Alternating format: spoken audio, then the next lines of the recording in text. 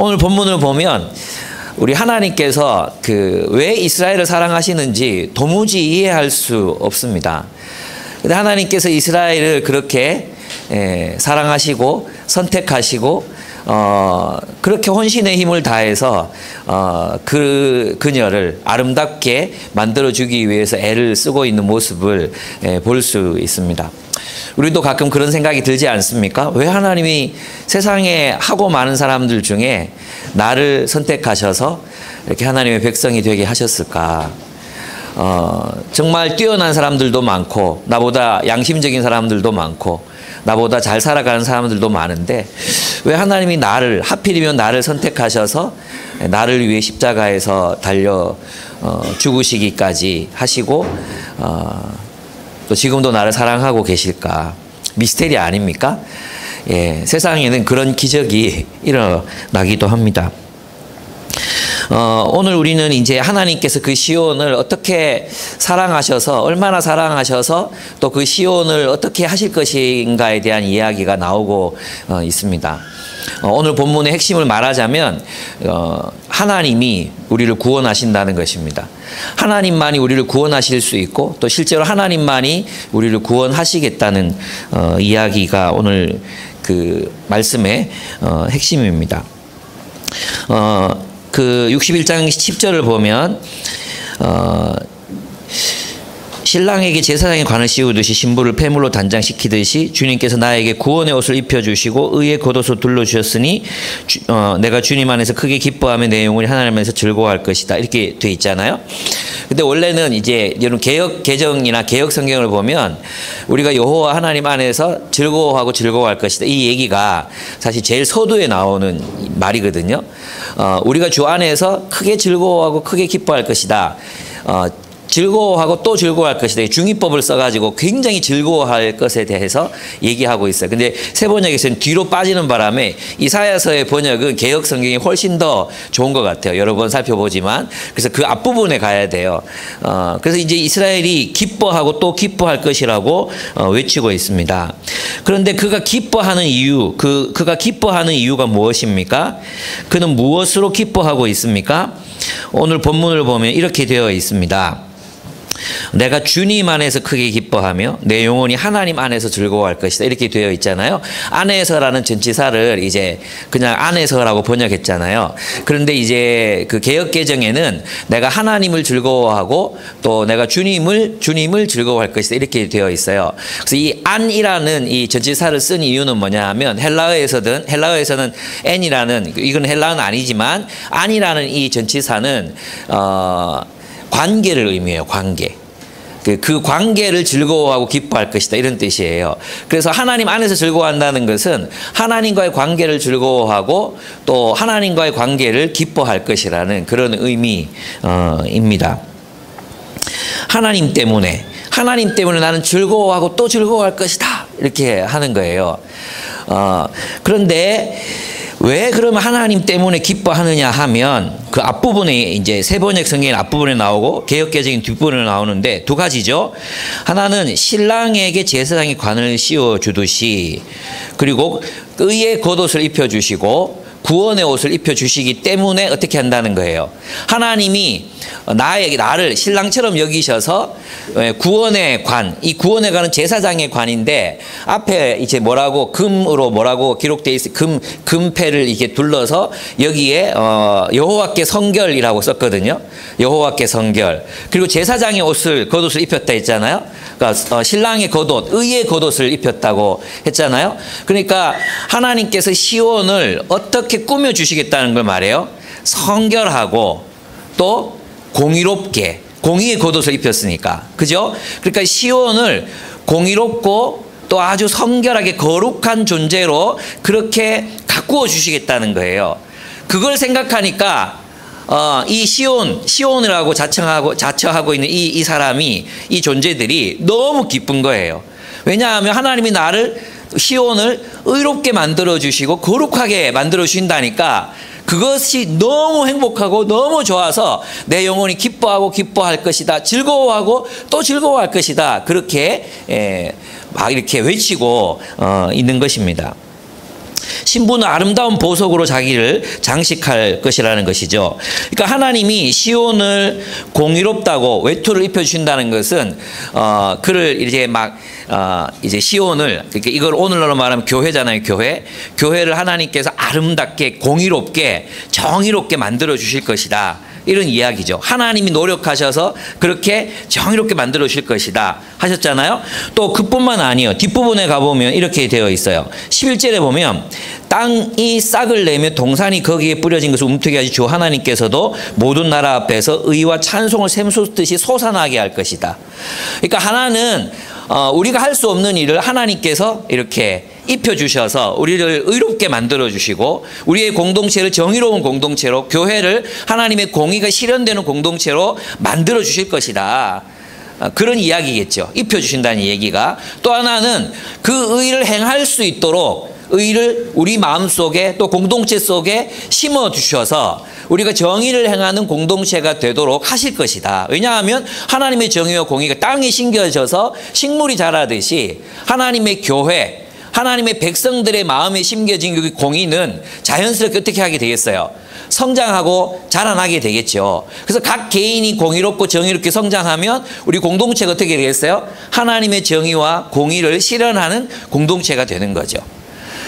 그러면 이 지금 시온, 이 화자는 무엇 때문에 기뻐하고 또 즐거워하고 있습니까? 바로 하나님께서 이렇게 하시겠다는 이 사실, 앞으로 지금은 황폐해져 있고 지금은 정의가 없고 지금은 공의가 없는 시온이지만 하나님께서 하나님의 뜻을 이루어 주실 것이다. 하나님이 시온의 공의가 샘솟듯하게 할 것이고 공의를 옷으로 입는 것 같은 그날이 올 것이라는 이 사실이 이 시온을 기쁘게 하고 있는 거예요. 이 화자를 기쁘고 즐겁게 하고 있는 것입니다. 사실 그러면 이 시온의 기쁨은 누가 기뻐할 수 있는 기쁨입니까? 이게 아무나 있잖아요. 정의가 이루어지는 것을 기뻐하지 않는 사람들이 있습니다. 그죠? 여러분, 하나님 나라의 공동체인 교회가 하나님의 정의와 공의가 실현되는 공동체로 하나님이 만들어 주신대요. 이럴 때 이게 그래서 그게 내 인생하고 무슨 상관이 있는데, 그런 생각 들지 않습니까?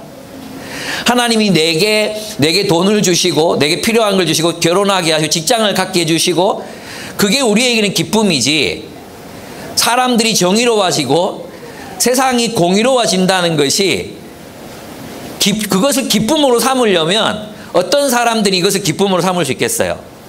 그렇죠. 하나님의 정의와 공의를 기다리는 사람들이 이걸 기뻐할 수 있는 거예요. 하나님의 정의와 공의를 기다리는 사람들, 이들이 누굽니까? 마음이 가난한 자. 왜 마음이 가난합니까? 세상에 정의가 없어서 마음이 가난한 거예요. 세상에 하나님의 정의와 공의가 없어서 하나님 이 정의와 공의를 우리가 가진 자원, 우리가 가진 능력으로는 도저히 이룰 수가 없습니다. 하나님, 이 땅에 공의가 없어서 우리가 가난합니다. 가난한 자들은 더 가난해집니다. 이 사실을 붙들고 하나님만 바라보는 사람이 가난한 자이거든요. 그죠? 그 가난한 자들에게 정의와 공의가 실현된다는 것은 기쁜 소식인 거죠. 정말 기뻐하고 기뻐할 수밖에 없는 그런 소식인 거죠. 뿐만 아닙니다. 애통하는 자들 누구입니까? 자기 안에 의가 없음을, 자기 안에 선이 없음을, 자기 중심적인 존재인 자기 자신을 바라보면 애통하고, 이 한국교회에 의가 없음을, 한국교회에 공의가 없음을 애통해하고, 이 세상에 공의가 없음을, 그래서 힘없는 사람들이 자꾸만 죽어나가는 이 현실을 아주 마음 아파하는 애통하는 자들, 그런 자들에게 시온이 공의로운 곳이 된다, 공의로운 공동체가 된다는 것은 놀랍고도 기쁜 소식이 될 수 있는 것입니다. 의에 줄이고 목마른 사람들이라야, 의에 줄이고 목마른 사람들이 어떻게 해요? 의가 이루어진다는 이 이야기를 들을 때 기뻐할 수 있는 거죠. 그죠? 네, 겸손한 자, 마음이 청결한 자, 의를 위해 핍박받는 자들, 바로 그들이 이 시온에 하나님이 공의의 겉옷을 입히시고 또 그 공의가 샘처럼 샘솟게 할 것이다, 이 말씀을 들을 때 맞아요, 하나님 정말 기쁩니다. 하나님께서 그렇게 해주신다면 얼마나 기쁠지 모르겠습니다. 그들은 기뻐할 수 있었던 것입니다. 그렇습니다.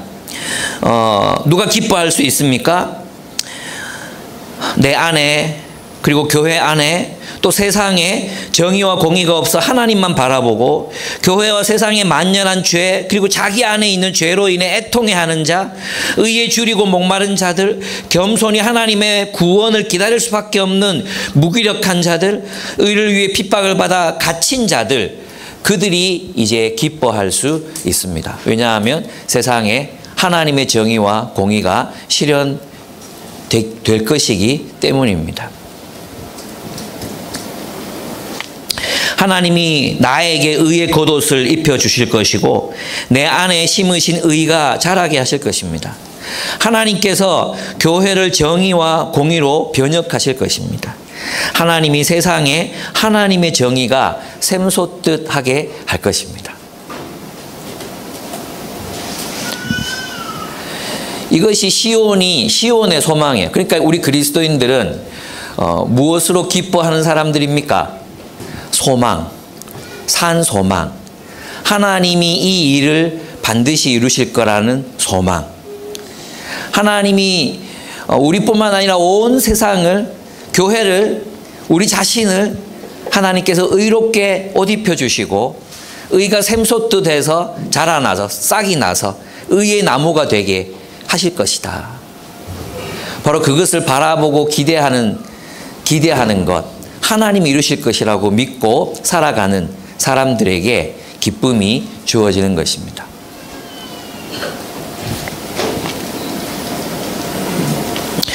그러니까 여러분,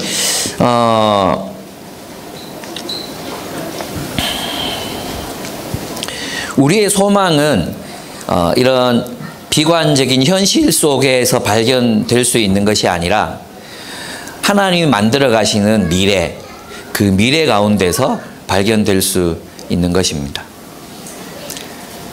이 세상에 많은 사람들이 겪는 그 고통과 아픔이 결국은 세상에 정의가 없고 공의가 없기 때문에 생겨나는 일이라는 것을 우리는 깨달아야 합니다. 이 세상 속에서, 이 자본주의 세상 속에서 그저 돈 많이 벌고 좋은 집에 살고 잘 먹고 잘 사는 것, 나 혼자 잘 먹고 잘 사는 것만이 답이 아닙니다. 그러면 우리가 기대하고 소망해야 될 것은 무엇입니까? 하나님께서 기쁨의 교회를, 한국 교회를 하나님의 정의와 공의가 실현되는 공동체로 만들어 가실 것이다. 소망하라는 거죠. 그러면 하나님의 정의와 공의가 교회 속에서 이루어지고 우리 교회를 통해서 성취된다면 우리는 어떤 교회가 되겠습니까? 하나님의 정의와 공의는 또 무엇입니까? 서로 돌아보고 서로 사랑하고 가진 것을 나누고 그런 공동체를 이루는 것, 하나님의 정의와 공의가 실현되는 공동체를 이루는 것, 그것을 하나님께서 이루어 가시겠다는 거 아닙니까? 그럼 우리는 그 소망에 뿌리를 내리고 어떠한 삶을 살아가야 될 것인가? 우리 깊이 고민해 봐야 된다고 생각해요. 여러분, 이제 이번 달 필독서 다음 주에는 여러분이 꼭 다 읽어 오셔서 함께 나눌 건데요. 우리는 다르게 살기로 했던 책을 읽으시잖아요. 읽고 계시죠? 예, 아직 구입도 안 한 불순종하는 패역한 무리들이 있어요. 빨리 도서관에서 빌리든지 사든지 하십시오. 거기에는 기독교 공동체만 어떤 사례로 들어있지 않습니다. 불교 공동체도 있고요. 어떤 마을에 이제 종교 상관없이 모이는 사람들도 있고 그래요. 근데 놀라운 건 뭐냐 하면 많은 사람들이 그러한 공동체를 이루면서 이제 행복을 찾는다는 거죠. 예. 그래서 저는 어떤 마음으로는 좀 부끄러운 마음이 들더라고요. 사실 이 책에서 추구하고 있는 그 공동체의 모습이 하나님의 정의와 공의가 이루어진 교회의 모습인데 교회가 그것을 추구하지 않으니까 세상 사람들이 그 교회의 모습을 가지고 가서 사는구나. 그리고 그 원리가 하나님께로부터 나온 거라는 걸 모르지만 그들이 그렇게 살면서 행복해 하는구나. 돈 많이 있는 사람 많이 내고 적게 있는 사람 적게 내고 그래서 모두가 행복하게 함께 먹고 함께 살아가는 공동체를 세워가더라고요. 그러면서 이제 행복해 하는 거예요. 예. 그 책의 그 주제어를 보면 혼자서는 외롭고 함께라면 괴롭다. 혼자라도 외롭고 함께해서 괴로운 것이 오늘 현대인들의 인생이잖아요. 그래서 외로우니까 SNS에 계속 접촉하지만 또 함께 있으면 괴로워. 그래서 또 도망가서 또 SNS를 해. 그죠? 왜 SNS를 해요? 외로우니까. 그리고 또 사람들하고 있으면 또 괴로워. 그래서 또 SNS로 가. 이게 이제 막 다람쥐 쳇바퀴 돌듯이 돌고 있잖아요. 근데 그들이 이제 공동체를 이루어 살아가면서 그런 외로움을 극복하고 서로를 돕는 법을 배우고, 그리고 자본주의에 지배당하지 않는 그런 자유로운 인생을 살아가는 모습을 그렸어요. 물론 저는 그 책이 너무 긍정적인 것들만 썼다고 생각해요. 제가 알고 그 가운데 있는 몇몇 공동체는 제가 알고 있거든요. 민들레 공동체도 있고 또 지리산에 있는 어떤 공동체들도 있고 막 이런데, 그 공동체가 가지고 있는 어떤 한계, 또 함께 살기 때문에 겪는 굉장히 고통스러운 일들이 많이 있거든요. 그래서 떠나기도 하고 그래요. 많이 떠나기도 하고 새로 들어오기도 하고 막 그렇거든요. 물론 그렇다고 하더라도 우리는 무엇을 잃어버렸나를 생각하게 해주는 책이었어요. 저에게는. 교회가 무엇을 잃어버렸나. 성경에서 분명히 말하잖아요. 하나님이 교회를 어떻게 하시겠다 그래요? 또 그것을 믿는 자들, 그리스도인들은 무엇을 기뻐해야 되고 무엇을 슬퍼해야 됩니까? 교회 안에 하나님이 교회에 정의와 공의가 없는 현실. 이걸 오늘날 우리들의 용어로 말하면 나눔이 없는 현실, 서로 돌보지 않는 현실, 서로 연결되어 있지 않는 이 현실을 우리는 아주 슬퍼할 수밖에 없거든요. 모두가 자기만 잘 먹고 잘 살겠다고 발버둥치며 살아가는 이 현실. 교회로 모여서 함께 예배를 드리지만 우리는 여전히 혼자라는 이 괴롭고 고통스러운 현실. 이거를 슬퍼하고 하나님이 이루실 구원. 그러면 그 구원이 무엇이겠습니까? 하나님의 정의와 공의가 실현되는 공동체가 되는 것. 그것이 구원이잖아요. 그래서 빌립보서에서 너희가 나 있을 때뿐 아니라 나 없을 때에도 어떻게 하라 그랬어요? 힘써 너희 구원을 이루라 그랬잖아요. 그게 뭡니까? 그리스도의 마음으로 서로를 용납하고 사랑하라는 거였거든요. 종이 되어 서로를 사랑하라는 거였거든요. 그게 구원을 이루는 거였거든요. 우리가 이 무엇을 기뻐하는가를 보면 우리가 무엇을 추구했는가를 알 수 있잖아요. 그죠? 사실 정의와 공의를 별로 원하지 않는 사람은 이 본문이 별로 감동이 안 돼요. 뭐 교회가 공의로워진단다 뭐 이렇게 끝나죠. 예, 그렇습니다. 그런데 시온은 기뻐합니다. 기뻐하고 또 기뻐합니다. 그러니까 산소망이 우리를 기쁘게 하는 것입니다. 하나님이 나에게 의의 겉옷을 입혀주실 것이고 내 안에 심으신 의가 자라고 하나님이 교회를 정의와 공의로 변혁하실 것이고 하나님이 세상에 하나님의 정의가 샘솟듯 하게 하실 것입니다. 이거 참 기쁜 거, 참 이것이 우리의 기쁨이 되었으면 좋겠어요. 소망. 하나님이 하신대. 하나님이 그렇게 하신대. 우리가 원하던 그 일이 이루어진대. 그렇게. 여러분 뭘 기뻐하십니까? 뭐가 제일 기쁩니까? 월급 받을 때 기쁘고 또 기대하지 않았던 돈이 들어올 때 기쁘고 그죠? 예. 또 우리가 기뻐할 수 있는 이유는 하나님이 우리의 구원을 위해서 일하시기 때문입니다. 62장 1절에서 5절을 보면 이 시온의 의가 빛처럼 드러나고 예루살렘의 구원이 횃불처럼 나타날 때까지 시온을 격려해야 하므로 내가 잠잠하지 않겠고 예루살렘이 구원받기까지 내가 쉬지 않겠다 이렇게 얘기해요. 여러분 지금 이사야서는요 화자가 계속 바뀌어요. 화자가 시잖아요. 시. 아가서도 똑같잖아. 아가서에서도 화자가 계속 바뀌거든요. 어떤 건 술람미 여인의 노래, 어떤 건 솔로몬의 노래, 어떤 건 이스라엘 백성들의 노래 막 바뀌어요. 근데 앞에 술람미 여인 뭐 이렇게 안 적어놨잖아요. 이사야서도 똑같아요. 그래서 이제 62장을 보면은 이 내가 누군지 사실 잘 안 드러나. 내가 이스라엘의 구원을 위해서 막 애를 써야 되는 이 사람이 누군지. 어떤 사람은 여호와의 종이라고 말하기도 하고 어떤 사람은 메시아 왕이라고 말하기도 하고 어떤 사람은 여호와 하나님이라고 말하기도 해요.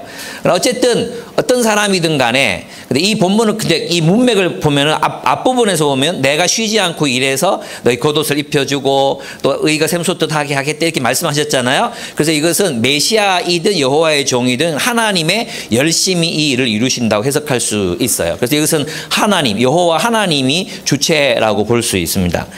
그래서 누가 일하십니까? 하나님이 일하십니다. 언제까지 일하십니까? 시온의 의가 빛처럼 드러나고 예루살렘의 구원이 횃불처럼 나타날 때까지 시온을 격려해야 하므로 내가 잠잠하지 않겠고 예루살렘이 구원받기까지 내가 쉬지 않겠다.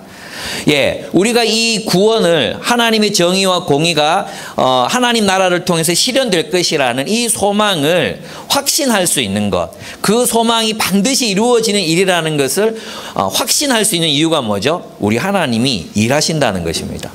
그 일이 이루어질 때까지 하나님이 쉬지 않고 일하시겠다는 약속입니다. 그러니까 하나님이 일하시니까 반드시 이루어지겠죠. 하나님이 약속하신 것을 하나님이 이루시기 위해서 막 쉬지 않고 열심히 일하시겠다는 것입니다. 그러니까 이 일은 반드시 성취될 수밖에 없을 것입니다. 그 결과가 이제 그 다음에 나오는데 2절에 보시면 그 결과 하나님이 시온의 구원을 위해서 일하신 결과가 첫 번째가 뭐죠? 이방 나라들이 시온의 구원과 영광을 보게 될 것입니다. 2절에 보시면 이방 나라들이 내게서 의가 이루어지는 것을 볼 것이다. 무당이 내가 받은 영광을 볼 것이다. 그러니까 여러분 하나님 나라의 영광은 어디에서 드러나게 되어 있습니까? 그 공동체가 하나님의 의, 정의가 실현되는 것을 볼 때 그러니까 우리 교회가 세상에서 빛이 될 때는 언제입니까? 세상에서 빛이 될 때는 큰 건물 또는 뭐 그리스도인들이 부자가 되는 것 그런 것들을 통해서 하나님의 영광을 받으시는 게 아니에요. 오늘 본문에 보면 하나님의 정의가 교회를 통해서 이루어질 때 교회 안에 분배적인 정의, 가난한 자를 돌보는 그 정의, 또 마음이 아픈 자들을 위로하는 그 정의, 또 소외된 자들을 품는 그 정의, 그리고 깨어진 관계들이 회복되는 그 평화가 이루어지는 그 정의가 이루어질 때 세상 사람들 앞에 뭐가 드러나는 거예요? 영광. 하나님의 영광이 드러나는 거예요. 여러분 그 하나님의 영광이라는 말은 하나님의 성품이 드러난다는 뜻이거든요. 그죠? 하는 영광, 그 영광이라는 것은 꽃의 영광, 그럼 꽃이 활짝 폈을 때가 아름다움이잖아요. 그래서 하나님의 영광, 그 영광이 드러나는 교회가 된다는 것은 하나님의 성품을 반영하는 교회가 된다는 것을 의미해요. 그게 뭐겠어요? 그죠? 정의라는 거예요, 정의. 하나님의 정의와 공의가 실현되는 교회가 되는 것. 공동체의 사람들이 자기 자신만의 안위를 위해서, 안락함을 위해서 사는 게 아니라 주변을 돌아보고 우리 공동체 안에 있는 연약한 사람들, 또 가난한 사람들, 삶의 위기에 처해 있는 사람들, 힘든 사람들, 그런 사람들 서로 돌보고 사랑하고 그것을 위해서 살아가게 될 때 어떻게 된다고요? 영광이 되는 거예요. 영광이 나타나는 거죠. 저는 있잖아요. 많은 이들이 사실 교회를 비판해요. 많은 그리스도인들조차도 교회를 비판해요. 교회가 이렇다 저렇다 뭐 사람들이 저렇다 이렇게 비판하죠. 우리도 그랬잖아요. 근데 난 그 사람의 삶을 이제 들여다보고 싶어요. 비판하는 만큼 우리가 그렇게 살고 있는가? 우리는 그렇게 살아가고 있는가? 서로를 그렇게 돌보는가? 사랑하는가? 애정어린 마음으로 그렇게 서로를 챙기고 있는가? 우리 자신을 돌아볼 필요가 있습니다. 여러분 잘하고 계십니다. 근데 제가 이렇게 얘기하는 건 잘하기 때문에 또 더 잘하라고 얘기하는 거죠. 그죠? 그 제 얘기 듣고 또 힘들다 이렇게 하지 말고 하나님 말씀이 그렇게 하라고 하니까 우리 안에 정의가 이루어지기를 영광을 볼 것이다 그랬죠. 왜? 하나님이 그렇게 일하신다는 거예요. 하나님이 그 일이 이루어질 때까지 일하시는 거예요. 하나님은 오랫동안 일하셨어요. 이 일이 1차적으로는 이제 이스라엘 백성들이 바벨론에서 예루살렘을 귀환했잖아요. 귀환했을 때 이루어졌어요. 또 1차, 2차, 3차 때 에스라, 느헤미야가 또 돌아왔어요. 돌아와서 에스라는 어떻게 했습니까? 그들 말씀 가르쳤어요. 말씀을 가르치고 말씀을 암송하게 하고 유월절 지키고 그래서 하나님 백성으로 세웠어요.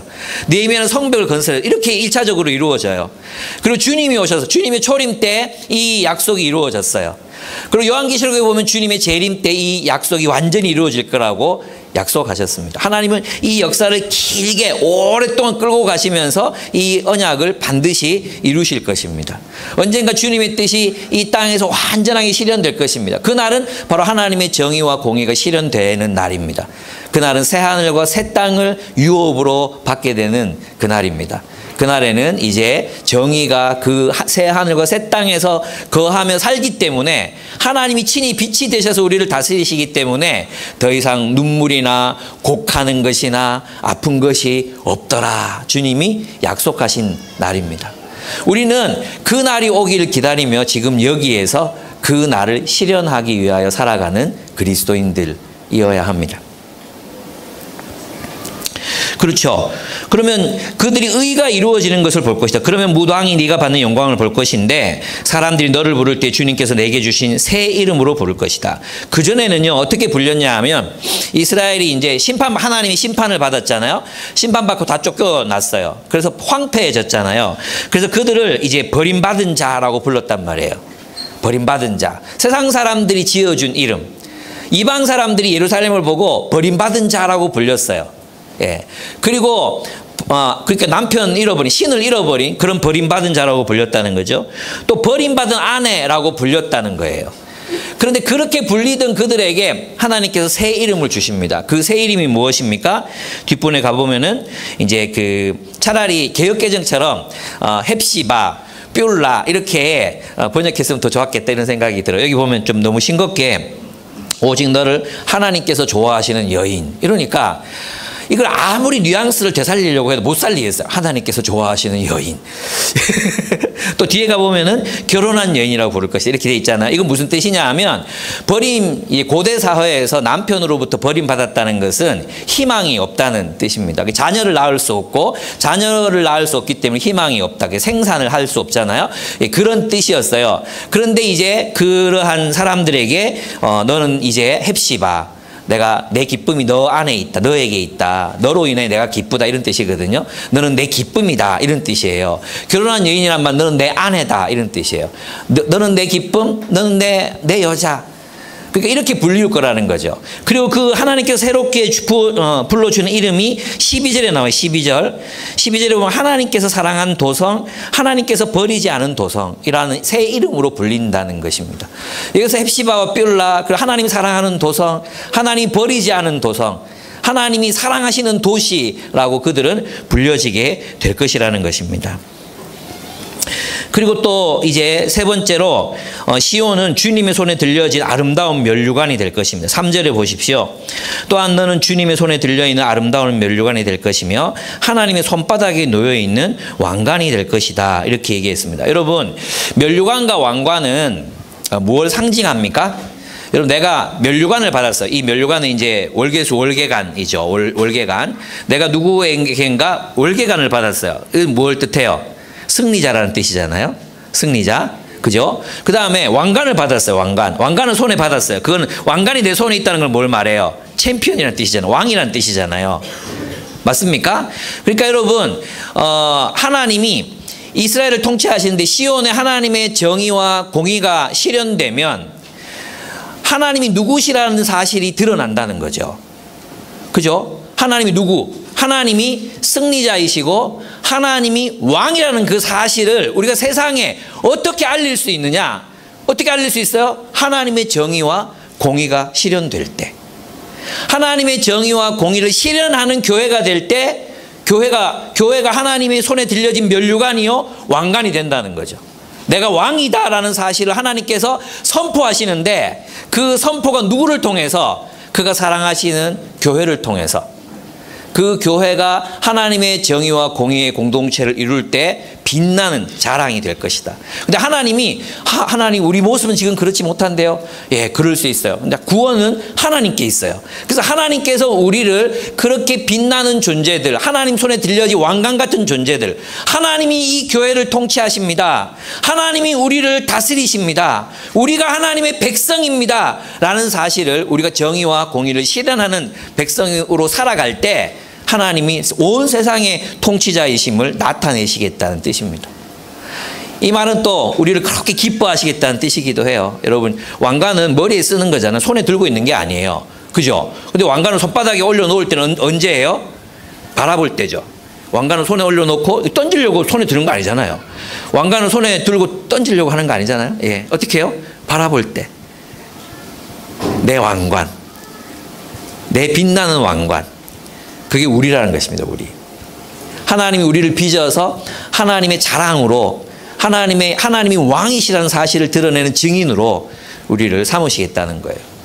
결국 하나님이 온 우주의 왕이십니다라는 것을 선포하게 되는 증인이 되는 것은 우리가 하나님의 뜻대로 서로를 사랑하는 삶, 정의와 공의를 이루는 삶을 살 때 하나님이 우주의 왕으로 높임 받으시게 된다는 것이죠. 그리고 시온은 하나님의 신부가 될 것입니다. 그죠? 5절에 보시면 총각이 처녀와 결혼하듯이 또 그 4절 후반절에 보면 오직 너를 하나님께서 좋아하신 여인이라 부르고 내 땅을 결혼한 여인이라 부를 것이니 이는 주님께서 너를 좋아하시며 내 땅을 아내로 맞아주는 신랑과 같이 되실 것이기 때문이다. 총각이 처녀와 결혼하듯이 너의 아들들이 너와 결혼하며 신랑이 신부를 반기듯이 내 하나님께서 너를 반기실 것이다. 이렇게 되어 있어요. 근데 여기 보면 5절에 보면은 이해하기 굉장히 어려운 구절이 나와요. 너의 아들들이 너와 결혼하며 그랬어요. 너의 아들들이 너와 결혼하며. 이거는 약간 좀 이상하잖아, 그죠? 너의 아들들이 너와 결혼하면. 근데 이것은 이제 어머니 도시라고 생각하면 돼요. 그러니까 어머니 도시와 결혼한 것처럼 깊은 관계 속에 들어갈 것이다. 이런 뜻입니다. 예루살렘에서 이 사람들이 다 떠나 있었잖아요. 그리고 예루살렘에 돌아왔지만 여전히 예루살렘을 하나님이 세우신 목적, 시온에 두신 목적을 이루지 못하고 있었잖아요. 근데 그들이 그 목적을 그곳에서 이루게 될 것이다. 이런 뜻이에요. 또 다른 번역들은 이게 히브리어에서는 모음이 없거든요. 히브리어는 모음이 없어요. 근데 이 말을, 이 단어에 모음을 다르게 붙이면 어떤 말이 되느냐 하면 너의 건축자가 너와 결혼할 것이다. 이렇게 번역할 수도 있어요. 그 앞에 있는 아들들이라는 단어가 너의 건축자 혹은 너의 건축자들이라고 번역될 수 있는 단어예요. 그래서 어떤 번역자들은 너의 하나님께서 너와 결혼할 것이며라고 다시 이렇게 번역하기도 하고 또 한편으로는 너의 아들들이 네 안에 거할 것이다. 결혼한다는 말을 안에 거할 것이다. 이렇게 번역할 수도 있거든요. 그래서 너의 아들들이 너와 함께 너 안에서 거할 것이다. 이렇게 번역해도 좋은 단어예요. 그러나 그냥 핵심은 같아요. 핵심은 뭐예요? 예루살렘의 거민들이 이제 예루살렘으로 돌아와서 그 예루살렘의 자녀라고 불리는 하나님의 백성들이 진짜 하나님의 백성들인 것처럼 그들과 그 예루살렘에서 살아가게 될 것이라고 그렇게 이야기하는 것입니다. 여러분, 하나님의 뜻이 온 세상을 향하신 하나님의 뜻은 하나님의 정의와 공의가 실현되는 것입니다. 근데 그 일을 누가 이루게 돼 있어요? 교회가 이루게 돼 있어요. 그러면 교회는 1차적으로 하나님의 정의와 공의가 실현되는 공동체가 돼야 돼요. 그죠? 이스라엘이 그랬던 것처럼. 근데 이스라엘이 그 일을 실패했잖아요. 그래서 바벨론으로 포로로 잡혀갔었잖아요. 근데 돌아왔지만 여전히 그들은 정의와 공의를 이루지 못하고 있었어요. 지금 하나님의 약속은 무엇입니까? 하나님께서는 그들을 기필코 내가 열심히 쉬지 않고 노동하고 애써서 너희를 하나님의 정의와 공의가 실현되는 공동체로 세울 것이다. 그날이 되면 온 세상 사람들이 너를 칭송할 것이다. 그날이 오면 너희는 내 손에 붙들린 면류관과 왕관처럼 빛나는 존재가 될 것이다. 바로 그 이야기입니다. 누가 하십니까? 하나님이 우리의 구원이십니다. 하나님이 이루십니다. 그러면 우리는 이렇게 생각해요. 하나님이 다 하시면 우리는 아무것도 안 해도 된다고 생각하거든요. 가만히 있어라. 너희는 가만히 있어라. 아니에요. 오늘 본문을 보면요. 하나님께서 이렇게 말씀하십니다. 6절에 보면 예루살렘아 내가 너의 성벽 위에 파수꾼들을 세웠다. 그들은 밤이나 낮이나 늘 잠잠하지 않을 것이다. 그게 뭘 명령받느냐 하면 주님께서 하신 약속을 늘 주님께 상기시켜 드려야 할 너희는 가만히 있어서는 안 된다. 늘 상기시켜 드려야 한다. 주님께서 예루살렘을 세우실 때까지 쉬지 못하게 해야 한다. 또 예루살렘이 세상에서 칭송을 받게 하시기까지 주님께서 쉬시지 못하게 해야 한다. 이렇게 말씀하고 있습니다. 그러니까 하나님이 앞에서 하시겠다고 약속하셨잖아요. 근데 하나님이 파수꾼을 세워서 그 파수꾼으로 하여금 혹시라도 하나님 잊어버리실까 봐, 혹시라도 하나님 잊어버리신다는 게 말이 됩니까? 이건 말도 안 되는 이야기잖아요. 그 말도 안 되는 이야기인데도 그래도 또 모르니까 파수꾼을 세워가지고 계속해서 하나님을 상기시켜라. 하나님이 무슨 약속을 했는지, 하나님이 예루살렘을 어떻게 정의롭게 만드시겠다고 약속했는지 그 약속에 계속해서 상기시키도록 파수꾼을 세우라고 말하고 있습니다. 왜 그렇게 할까요? 왜 파수꾼을 세우라고 이야기할까요? 또 파수꾼들은 누구냐 하면 이제 이런 사람들, 대기업에 가면 회장님 있잖아요. 회장님 옆에서 비서들이 오늘 약속이 있으십니다. 오늘 몇 시에 누구 만나셔야 됩니다. 옆에서 얘기해 주는 사람들이 있잖아요. 저도 그런 사람 한 명 있으면 좋겠어요. 목사님 오늘 어디 강의 가셔야 됩니다. 오늘 목사님도 약속이 있습니다. 이렇게 그런 파수꾼들 옆에서 기억하게 해주는 사람들을 이제 파수꾼이라고 얘기하는 거예요. 이 파수꾼들은 계속 하나님 앞에서 하나님을 막 쫄라대요. 왜 하나님을 쫄라댈까요? 왜 하나님께 막 쫄라댈까요? 왜? 구원이 하나님께만 있거든요. 이스라엘이 스스로, 시온이 스스로 일어설 수 없거든요. 스스로 정의로워질 수 없거든요. 하나님이 일하셔야 되거든요. 구원, 희망, 그들이 정의로워지고 공의로운 하나님의 백성이 되는 그 놀라운 기적과도 같은 그 일은 오직 하나님만이 이루실 수 있는 일이거든요. 그게 뭐 해야 돼? 하나님을 쫄라대야 되는 거죠. 여러분, 우리가 해야 되는 일이 바로 그런 거예요. 하나님께서 오늘날 우리를 파수꾼으로 세우셨어요. 우리가 해야 되는 일이 뭔지 아십니까? 하나님께만 구원이 있습니다. 하나님이 구원하신다고 약속하셨습니다. 하나님이 한국교회를 세상의 자랑거리가 되겠다고 약속하셨습니다. 하나님께서 이 한국교회를 온 세상을 위한 정의와 공의의 공동체가 되게 하시겠다고 약속하셨습니다. 교회가 이 세상의 불의를 이기고 정의를 세우는 대리자들이 되게 하겠다고, 전사들이 되겠다고 주님이 약속하셨습니다. 우리에게 의의 겉옷을 입혀주시고 그 정의가 샘솟듯하게 하시겠다고 주님이 약속하셨습니다. 옆에서 계속해서 하나님을 쫄라대야 된다는 거죠. 하나님이 다 하시겠다고 하셨는데 우리가 해야 되는 일은 뭐예요? 거기서 가만히 머무는 것이 아니라 하나님을 깨우는 일을 해야 된다는 거죠. 하나님이 일어나십시오. 하나님이 약속을 이루어 주십시오. 하나님이 하시겠다고 했는데 교회 꼬라지가 이게 뭡니까? 하나님이 하시겠다고 했는데 세상이 이 모양입니까? 하나님이 정의를 이루겠다고 약속하셨는데 왜 세상에 정의가 없습니까? 하나님 일어나 주십시오. 하나님 교회를 깨워 주십시오. 하나님 교회를 세워 주십시오. 이 파수꾼들의 기도가 하나님을 움직이게 합니다. 그래서 본문에 보면은 8절에 보면 주님께서 그의 오른손 곧 그의 능력 있는 팔을 들어 맹세하십니다. 이것은 파수꾼들의 기도의 결과입니다. 그 기도의 결과 어떻게 하십니까? 내가 다시는 네 곡식을 내 원수들의 식량으로 내주지 않겠다고 약속하십니다. 이 말은 뭐냐 하면 이건 있잖아요. 심판이었거든요. 하나님의 심판이 어떤 심판이었냐 하면 사람들이 우상 숭배하고 탐욕을 위해 살고 하나님 버리고 가난한 사람 돌보지 않고 그래서 11조 하지 않고 막 이렇게 살았단 말이에요. 그럴 때 하나님 뭐라고 말하셨냐 하면 너희가 열심히 일했으나 다 날아가 버렸다 그랬어요. 너희가 열심히 일해서 거둔 것들을 너희가 먹지 못할 것이다. 너희가 결혼했지만 그 아내와 자지 못할 것이고 그 아내는 남의 여자가 될 것이다. 이런 저주를 하시거든요. 그러니까 이 본문에 나와 있는 내가 열심히 농사 지었지만 그것을 얻지 못하고 농사 지은 결과로 얻은 포도주를 마시지 못하는 것은 그들에게 하나님이 심판이 임해 있는 것을 의미하는 거예요. 그런데 이제 하나님께 파수꾼들의 그 계속되는 기도로 약속을 지키라는 그 기도로 어떻게 돼요? 이제 그 심판이 거두어지는 걸 말해요. 심판이 거두어지니까 어떻게 그 저주가 풀리니까 어떻게 돼요? 자기가 농사한 것을 자기가 먹는 거죠. 자기가 농사에서 얻은 것들을 자기가 즐기고 엔조이하는 것입니다. 즐기는 것입니다. 이것이 정의입니다. 하나님께서 더 이상 그들을 심판 가운데 내버려 두시지 않고 그래서 하나님의 심판은 어떤 사람들에게 일어나는 것입니까? 예, 이웃 사랑의 삶이 없는 사람에게 하나님 심판이 임해요. 그건 뭐냐? 세상에 속했기 때문이라는 거예요. 세상에 속한 자들에게 하나님의 심판이 임하는 거예요. 오늘 뒷부분에 가보면 63장 1절에서 6절을 보면은 에돔에서 붉은 옷을 입고 보스라에서 옷을 붉게 입고 나오는 자가 누구냐? 그는 나 바로 하나님이다 얘기하시잖아요. 하나님이 세상에 속한 자들 심판하시는 거예요. 그러나 우리가 하나님 안에 속했을 때 하나님 안에서 우리는 안전할 수 있다고 주님이 약속하십니다. 우리가 하나님 안에서 하나님의 나라를 살아갈 때, 하나님의 원리대로 살아갈 때 우리는 하나님 나라 안에서 보호를 받습니다.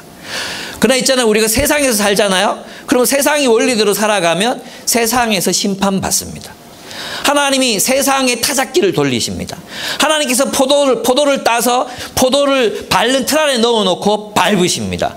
왜? 그들이 하나님께 속하지 않았기 때문입니다. 하나님께 속하지 않았기 때문에 정의로울 수 없었습니다. 오늘 본문에도 보면은 내가 심판의 이 전쟁, 63장에서 나오는 이 심판의 전쟁, 정의의 전쟁을 하려고 할 때 아무도 나와 함께 하는 자가 없었다 그랬어요. 모든 민족이, 어떤 국가도 어떤 개인도 정의롭지 못했다 그랬어요. 그래서 모든 민족을 내가 심판하겠다고 말씀하시는 거죠. 마지막 날에 요한계시록을 보면 음녀 바벨론, 그것은 심판받게 되어 있습니다. 제국, 하나님의 나라는 하나님 안에서 보호받지만 세상적인 법칙에 따라 살아가는 세상에서는 그들이 심판을 받습니다. 여러분, 이게 무슨 말인지 아십니까? 예를 들면 있잖아요, 이런 거예요. 여러분, 부부관계를 세상적인 방식대로 해보세요. 세상적인 방식대로 부부관계 한다는 게 무슨 뜻이에요? 서로 이용하고 주도권 다툼하고 속이고, 그죠? 막 그렇게 세상적인 방식대로 부부관계 하면요, 이 부부는 반드시 뭐 하게 돼 있어요? 이혼하게 돼 있어요. 이 결혼관계 지켜질 수 없어요. 세상적인 방식대로. 근데 하나님 나라 안에 부부관계가 있다는 건 어떤 걸 말해요? 십자가를 서로 지는 걸 말하는 거죠. 내가 사랑하고, 내가 먼저 용서하고, 내가 먼저 종이 되고, 자기를 비워 종의 형체를 지니신 주님처럼 종이 되어 서로를 섬기잖아요. 그러면 이 부부관계는 어떻게 되겠어요? 보호받는 거예요. 보호를 받아요. 여러분 자녀를 기를 때 있잖아요. 자녀가 밖에 나가서 어떻게 좀 아이들하고 싸웠어. 그러면 이제 여러분 어떻게 가르치죠? 네가 두드리 맞고 다 이 등신 같은 놈이 두드리 맞고 다니나 가서 줘 패고 와. 짱돌 있으면 갖고 조찌가 부어. 막 이렇게 가르쳐. 그러면 나중에 애가 어떻게 되겠어요? 감옥 가는 거예요. 무슨 뜻인지 이해가 되십니까? 그러나 하나님의 나라 안에서 살아가게 되면 이 아이는 보호를 받아요. 하나님의 보호를 받아요. 사랑하는 법을 배우고, 리더십을 발휘하는 법을 배우고, 선한 영향력을 미치는 법을 공동체로부터 배워요. 대화를 나누는 법을 배우고, 사람을 설득하는 법을 배우고, 그렇게 하는 거죠. 그래서 우리 교회 안에서 잘 훈련받은 아이들이 학교를 가잖아요. 그러면 화해자가 되고 중보자가 되고 그러는 거예요. 두드리 맞는 아이 끌어안고 두드리 맞아주고, 또 막 싸움 거는 아이 손 붙잡아주고, 이런 아이가 되는 거죠. 그리고 막 소외받는 아이들 찾아다니면서 친구 돼주고 같이 놀자고 말해주고, 그런 아이 되는 거예요. 근데 네가 어디 두드리 맞고 다니는 이 새끼, 그 짱돌 없어, 가 조 찍어보고 와. 한 대 때리기 전에 집에 들어오지 마. 하죠. 학원 보내고 뭐 밤 11시 12시까지 남들 돌리는 거 다 돌려. 그럼 이 아이가 행복해지겠습니까? 세상의 법칙대로 살잖아요. 그럼 심판받아요. 세상의 법칙대로 돈 벌죠. 그럼 그대로 다 날려요. 저는 많이 봤어요. 여러분, 그걸 말하는 것입니다. 이 본문이.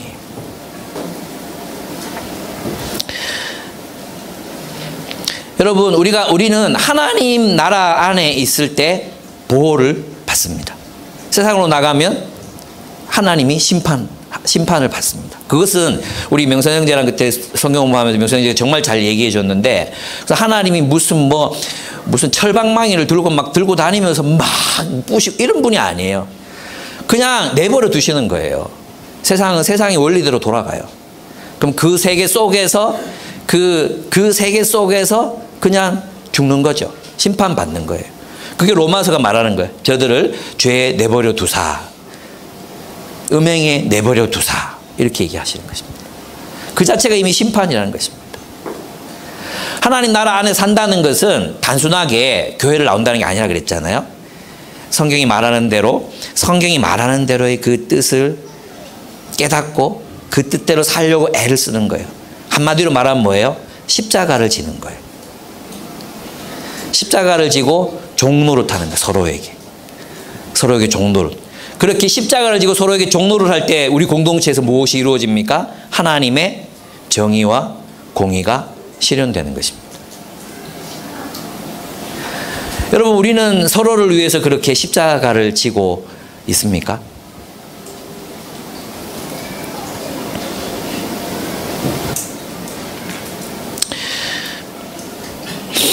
여러분, 하나님의 나라가 안전하기 때문에 우리는 기도해야 합니다.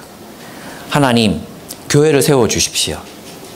교회가 파괴되었습니다. 하나님이 회복시켜 주신다고 하시지 않습니까? 여러분, 하나님의 정의와 공의가 살아있는 공동체만큼 안전하고 풍요로운 공동체는 없습니다. 우리는 아직 멀었어요. 기쁨의 교회요, 이제 첫 걸음마 겨우 하고 있는 거예요. 걸음마. 아직 멀었어요, 여러분. 우리는 모든 사람들이 공동체 안에서 하나님의 정의와 공의를 누릴 때까지 더 나아가야 돼요. 더 서로 사랑하고 서로를 돌보고 힘든 사람 없는지 돌아보고 경제적으로 어려운 사람들이 없는지 돌아보는 삶을 살아가야 하는 거죠. 모든 사람들이 번영, 그 정의와 공의가 이루어질 때 이 하나님 나라 공동체 안에서 우리는 안전할 뿐만 아니라 번영을 누리게 됩니다. 여기 기쁨이 있는 거예요. 예. 기쁨이 있고 즐거움이 있고 행복이 있고, 그것을 여러분들이 이제 조금씩 깨달아 가시는 것 같아요. 제가 볼 때는 이렇게 함께 하는 게 괴로움이 아니라 즐거움이구나, 이것을 우리가 함께 깨달아 가고 있는 것 같아요. 그것이 더 이렇게 나아가야 돼. 왜 그런 순간이 오거든요. 결혼해서 살다 보면 처음부터 행복한 사람들도 있지만 저는 그런 사람들 보면 되게 신기해요. 그런데 이제 저도 이제 그래서 여신 같은 여자와 결혼을 하긴 했지만 이제 시간이 지나면서, 그러니까 천사 같은 사람하고 결혼을 했는데 그 천사가 나를 괴롭힐 거라고 생각을 못 했죠. 이 천사가 나의 악함을 계속 들추어내고 공격하고 또 막 이렇게 사정없이 저를 이렇게 늘 그런 건 아니에요. 늘 사랑해 줄 때도 많아요. 사랑해 줄 때도 많은데 우리 아내의 사랑 방식은 저를 개혁하는 데 있거든요. 그래서 제가 개혁의 대상이 될 줄 내가 누가 알았겠어요. 예. 고통스럽잖아요. 근데 있잖아요. 고통스럽고 힘든 시간들이 우리도 있었어요. 몇 년 있었거든요. 초반기에. 그러다가 지금 이렇게 보면 행복한 거예요. 이 여자가 내 아내라서 참 좋다. 이제 우리 결혼 생활 몇 년 했죠? 20년 넘으면 25년 다 돼가거든요. 25년 다 돼가는데 이 여자랑 결혼해서 참 행복하다. 이런 마음이 그 어느 때보다 더 많이 들어요. 근데 여러분은 아마 지금 그런 마음이잖아요. 그래서 여러분이 저보다 더 성화된 거죠. 넌 참 신기해, 그런 사람들을 보면. 그래요. 우리가 공동체가 되고 하나님의 정의와 공의를 이루어 간다는 게 무슨 뜻인지 아십니까? 예. 결혼하는 거예요. 결혼하는 거. 결혼하는 거랑 똑같은 거예요. 무슨 뜻이에요? 결혼하면 우리 안에 있는 치부, 내 단점, 밖에 나가서는 뭐 멋진 사람일 수 있고 예쁜 사람일 수 있고 좋은 사람일 수 있어요. 근데 결혼관계 안에서는 우리의 모든 치부가 다 드러나잖아요. 그죠? 쇼할 수 없잖아요. 여러분, 공동체가 언제 자유로워지는지, 공동체 생활하다가 사람들이 언제 자유로워지는지 아십니까? 그건 있잖아요. 부부 싸움하고 막 난리를 치고, 그래도 아침에 밥 먹으러 가서 어제 좀 시끄럽대요. 그럴 때 어제 좀 한판 했어요. 이렇게 말할 수 있을 때 비로소 자유가 오는 거예요. 비로소. 우리 지난주에 강행숙 간사님 만났거든요. 강행숙 간사님 만났는데 1년 동안 이제 GMTC 훈련을 받아야 되잖아요. 그러면 이제 같이 사는 거예요. 같이 살아서 앞뒤 옆 이제 뭐 밤에 무슨 일이 있었는지 다 하는 거예요. 서로. 그래서 이제 막 다투고 가면 이제 정말 아닌 척 하려고 그래도 얼굴에 다 드러나잖아요. 그죠? 그래서 강의 듣는다고 딱 앉아 있는데 옆에서 딱 보면 알아. 그래서 옆에 지체들이 이렇게 씩 웃는데, 웃으면서 어제 무슨 일이 있었어요? 이렇게 묻는데요. 그러면 예, 한판 했어요. 이렇게 얘기한대. 그럼 자기들도 그랬기 때문에 아는 거예요. 심지어는 강의 들으러 와가지고도 싸운대요. 들어가지고도 이제는 서로 다 아니까. 여러분, 만약에 우리가 예배만 드리고 가는 공동체면 서로 때문에 생기는 아픔 없어요. 그죠? 서로 때문에 뭐 아파할 일이 뭐 있습니까? 근데 우리는 무엇이 되기로 결정했습니까? 예수님처럼 서로 사랑하는 공동체가 되기로 결정했잖아요. 그건 결혼하는 거랑 같은 거거든요. 그래서 있잖아요. 포기하지 말았으면 좋겠다. 여러분, 관계 속에서 어려움이 생길 수 있어요. 생길 수 있어요. 우리 다 다른데 어떻게 문제가 안 생기겠습니까? 그죠? 화낼 때도 있고, 뭐, 실망할 때도 있고, 정말 안 좋은 모습 보여줄 때도 있고, 안 그렇습니까? 그렇지 않습니까? 근데 여러분, 이렇게 말하지 말았으면 좋겠어요. 아, 기쁨의 교회, 좋은 교회인 줄 알았는데, 실망했다. 목사님 정말 대단한 분인 줄 알았는데, 실망했다. 실망하세요. 여러분이 저에게 실망하셔야 된다고 생각해요. 그때부터 사랑이 시작되는 거예요. 여러분, 결혼해서 와, 내 이 사람 그런 사람 아닌 줄 알았는데 내가 진짜 쏘갔네, 사기꾼 같은 새끼 진짜 쏘갔네, 이런 생각이 들 때 뭐가 시작돼요? 그때부터 사랑이 시작되는 거예요. 그게 출발이에요. 그게 끝이 아니에요. 그게 끝이면 우리 부부 한 20번 이혼했어요. 현은이가 100번일 건데 이렇게 속으로 생각할지도 몰라요. 그 넘어가는 거예요. 또 극복하고 또 더 가까워져 가고, 그래서 나중에는 자유로워지는 데까지 함께 가는 거죠. 그래서 저는 그런 게 필요한 것 같아요. 좀 같이 살아보는 거. 그래서 2주지만 우리 대학생들, 청소년들 데리고 가잖아요. 함께 가서 이제 다투기도 하고 부딪히기도 하고, 그러면서 이제 우리가 성숙해 가는 법, 또 다름을 수용하는 법, 또 용서하는 법, 이런 걸 이제 우리가 함께 배워가려고 합니다.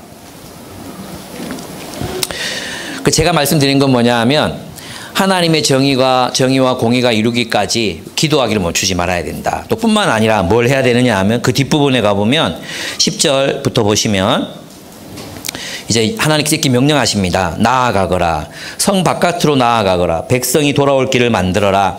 큰 길을 닫고 돌들을 없애어라. 문민족이 보도록 깃발을 올려라. 보아라, 주님께서 땅끝까지 선포하신다. 땅을 시온에게 일러주어라. 보아라, 너의 구원자가 오신다.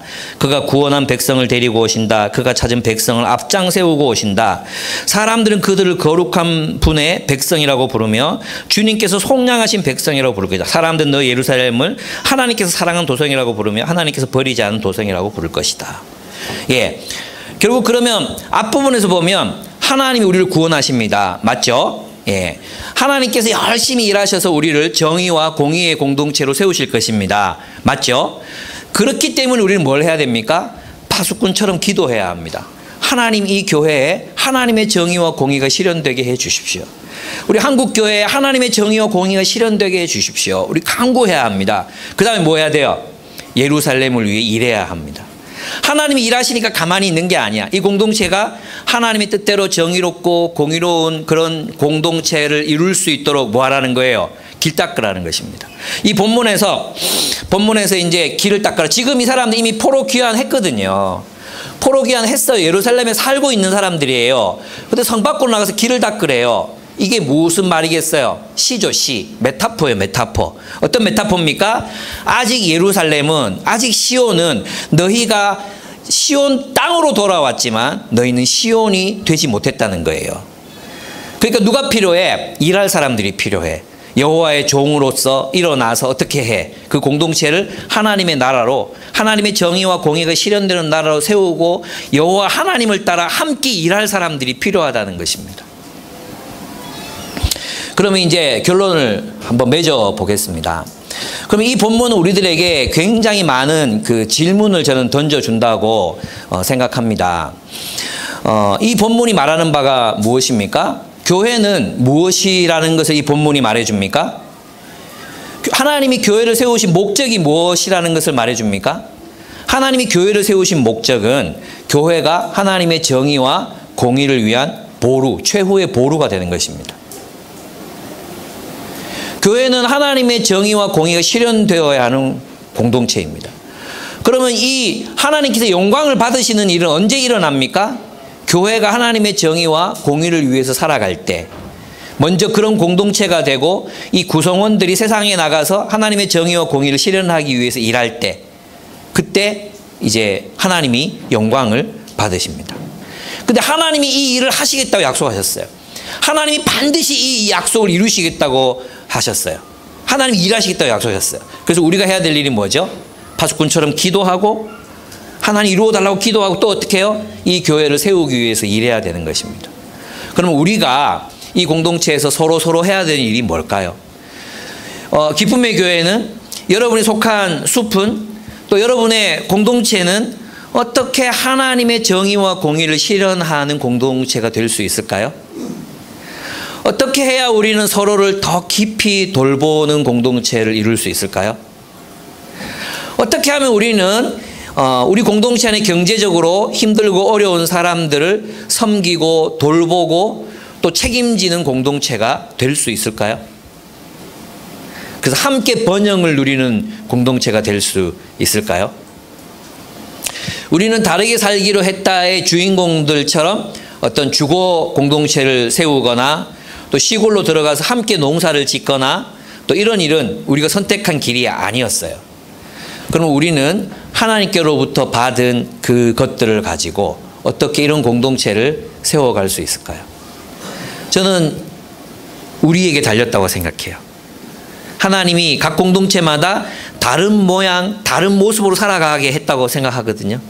그럼 우리는 하나님의 그 목적을 위해서 어떠한 정의와 공의를 이루는 여호와의 종들이 되어야 하겠습니까?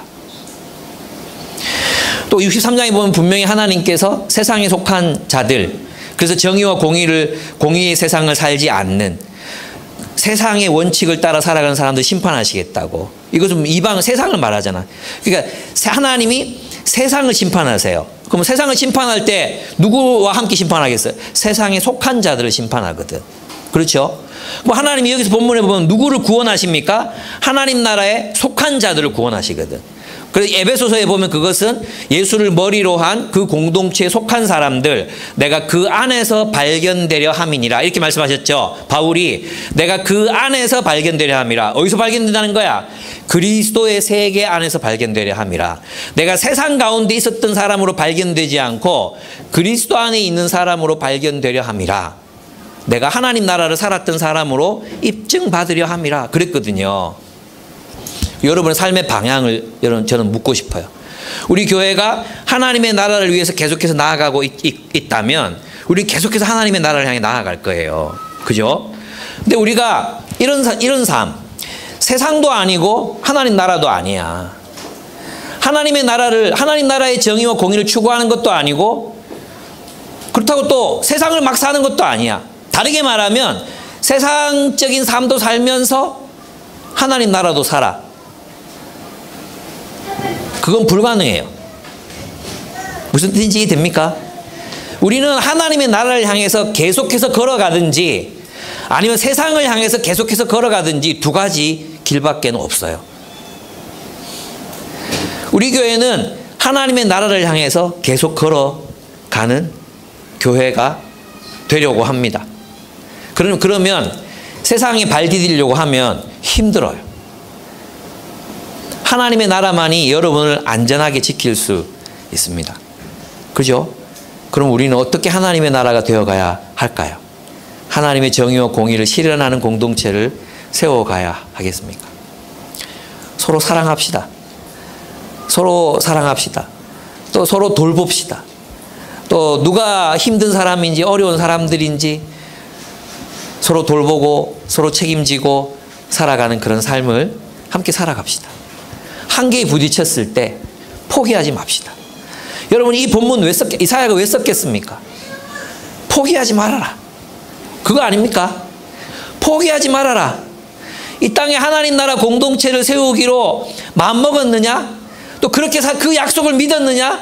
그래서 하나님 백성이 되기로 작정했느냐? 그리스도인이 되기로 마음먹었느냐? 그럼 포기하지 말아라.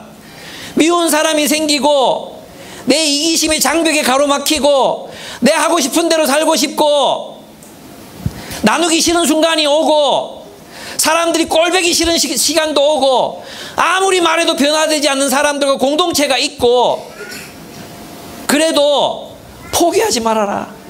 끝까지 말해라. 끝까지 가르쳐라. 끝까지 애써라. 하나님이 일하신다. 하나님이 구원을 이루신다. 하나님이 정의와 공의를 실현하신다. 하나님이 반드시 그 일을 하신다. 그러니까 포기하지 마라. 끝까지 가보자 하는 거예요. 여러분, 그래서 우리는 있잖아요. 우리의 관계가 잼에 좀 깊어졌다고 만족하지 않았으면 좋겠어요. 이 정도면, 이 정도 거리면 니도 나한테 상처 안 주고 나도 너한테 상처 안 주고 우리 요까지만 하자. 성경만 이야기하는 거야. 요까지. 내가 뭘 먹든 뭘 입든 뭘 사든 나한테 상관하지 마.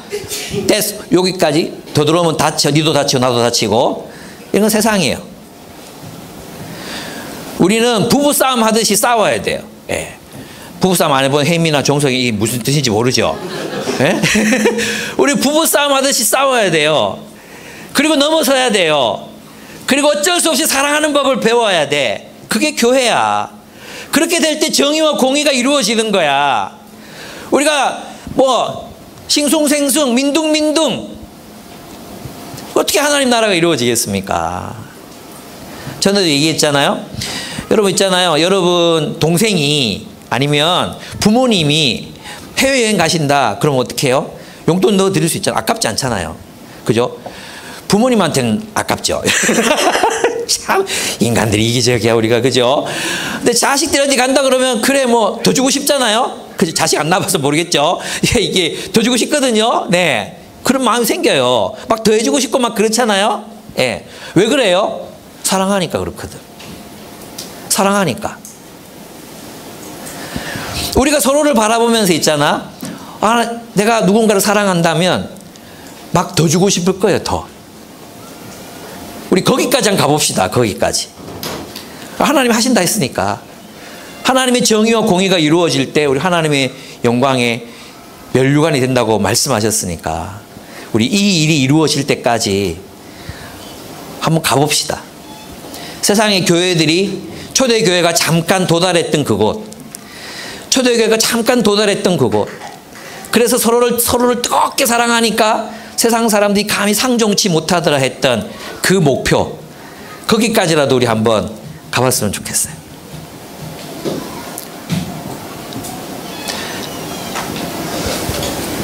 요까이 하겠습니다. 함께 기도하겠습니다. 네, 우리 찬양 함께 드리고 또 기도했으면 좋겠습니다.